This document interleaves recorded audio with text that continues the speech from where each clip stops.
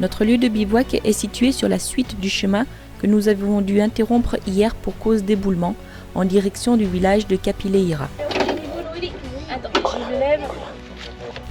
Un matin sur deux, c'est vérification des niveaux du moteur et de la pression des pneus.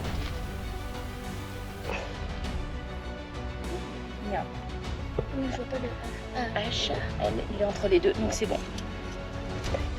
Voilà, c'est bon. Oui.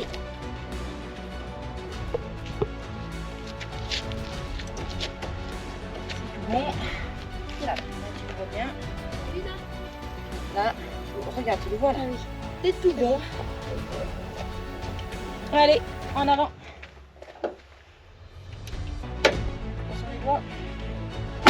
Allez, vas-y, c'est toi qui conduis, moi je me repose. Bon, ben, on traverse la Sierra Nevada, deuxième partie. La première était fermée, interdite. C'est dommage, on serait monté à 2500 mètres d'altitude. On aurait été au frais, presque. C'était interdit. Et là, du coup, c'est la région des Alpes du Jura. Avec les jambons. C'est bon le jambon hier, Tinel? Ah bah oui. C'était bon le jambon. Aujourd'hui, l'objectif d'aujourd'hui, c'est de trouver de l'eau. Un lavomatique. Parce qu'on n'a plus d'habits propres. Propre, j'ai dit. C'est en réalité, c'est pas normal. On s'habillera en chaussettes. C'est la seule chose qu'on n'a pas trop utilisée. Mais nous nous arrêtons assez rapidement sur l'aire récréative Rio Bermejo. A priori, il y a une cascade. Ça fait du bien d'entendre de l'eau comme ça. De là, nous descendons à pied les 50 mètres qui nous séparent d'une belle petite cascade qui coule assez abondamment pour le lieu et pour l'époque.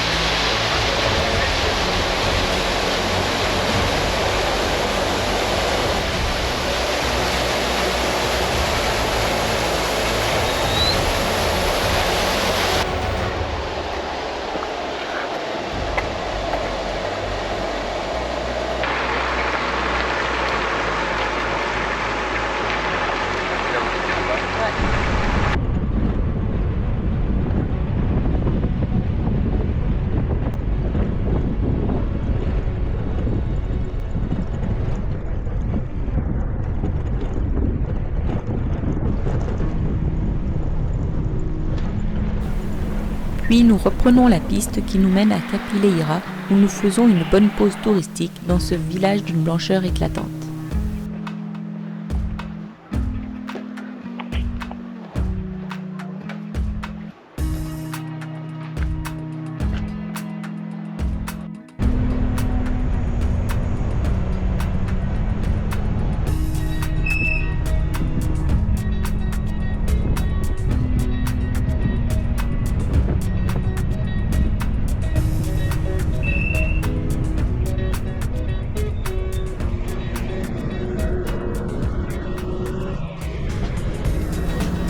Nous poursuivons les défilés de Poqueira par Pampaneira, puis le touristique Sopo du Jar.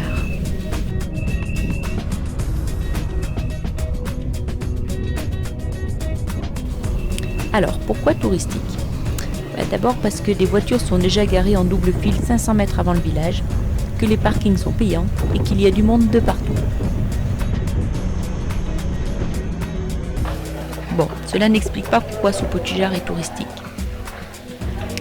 En fait, la légende dit que la nuit, des bruits hantent le village. Et l'emblème est devenu la sorcière. On en voit partout, sur chaque numéro de porte. Une centaine par boutique souvenir. Dans les rues. Une autre sorcière. Ah non, c'est Noli. Par les fenêtres, de partout. Et la maison d'Hansel et Gretel.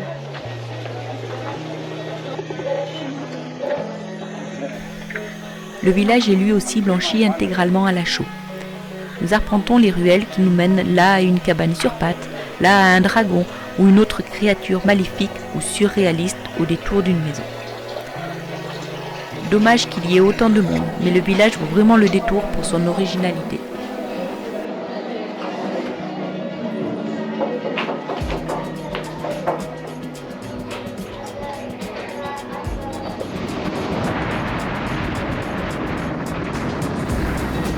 Après la pause lavomatique dans la chaleur de la ville d'Orgiva, direction Salobreña, un village blanc à flanc de colline jusqu'à la mer.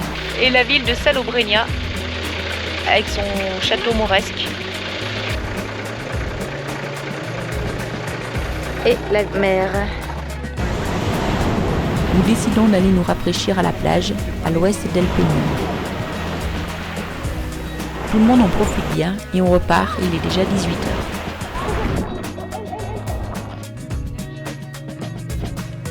Et nous voici à Nerja, une ville balnéaire très touristique.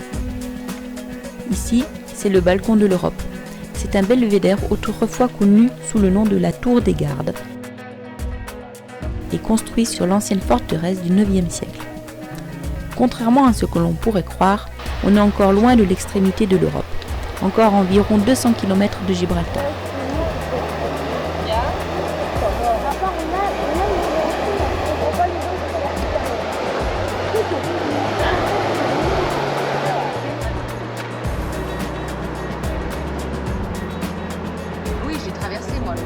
Nous quittons cette jolie ville d'origine arabe accrochée sur les pans d'une falaise des derniers contreforts de la Sierra Almijara et il est déjà tard. Il nous faut trouver un coin pour la nuit. Nous partons en direction du parc naturel des Sierras de Tejeda et Almijara.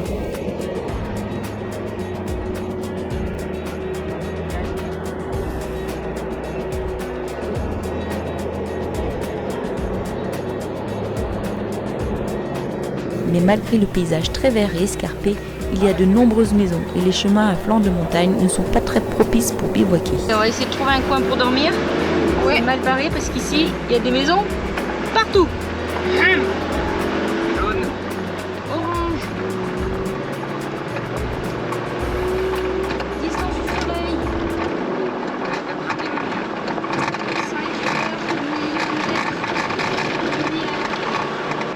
des étoiles de type naine rouge. C'est marqué. Regarde, il y a les maisons encore là-bas aussi en bas. Que sa masse et sa température moins 55. Il y a une place là-bas en bas, après on sera pas emmerdé. Oui, voilà, on peut juste compter le nombre de cartes parce que là. Oh, je vois rien du tout avec le soleil. Bon, mais c'est joli, mais alors pour trouver un coin, c'est pas large. Hein. Là, il y avait un coin,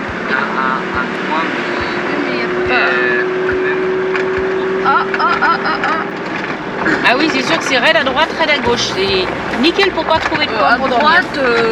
À droite aussi, c'est raide. Oui, mais dans l'autre sens. Ah.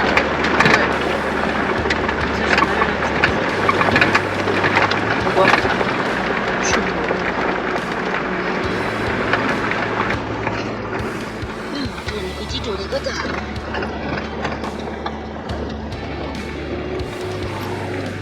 La maison. Oui, parce qu'il y a, il y a une rivière, voilà. Non mais là il pleut un petit peu au bout. T'imagines le chemin d'accès à la maison là? Surtout en van, là, eux ils ont fait ça en van. Ah ouais, les gens qui ont fait ça en van, ils n'ont pas été très fiers. Hein. Nous roulons assez longtemps sur cette jolie piste au coucher du soleil et nous finissons par devoir nous installer sur une aire de camping-car sur les hauteurs de Canillas de Albaida. Il est déjà 22h.